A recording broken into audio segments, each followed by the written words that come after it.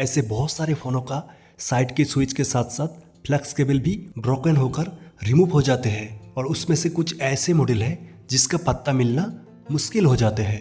तो ऐसे ही मेरे पास आज एक Realme 2 Pro का मॉडल है और इस फोन का भी स्विच के साथ साथ पत्ता रिमूव हो चुका है। तो आज के इस वीडियो में मैं आप लोगों को किसी भी मॉडल के लिए इसका एक यूनिवर्सल सॉल्यूशन देने जा रहा हूं दोस्तों। इस तरह स्विच के साथ साथ अगर पत्ता ब्रोकन होकर रिमूव हो जाए तो उसके जगह आप कैसे स्विच को तैयार करके लगा पाएंगे, वो ट्रिक मैं आप लोगों को आज के इस वीडियो में दिखाऊंगा। तो नमस्कार दोस्तों, मेरा नाम है संदीप और आपको स्वागत है हमारे एक्सेस फिक्स चैनल में। दोस्तों इस काम को करने के लिए आपको चाहिए एक खराब डिस्प्ले और चाहिए जरूरत के हिसाब से स्विच।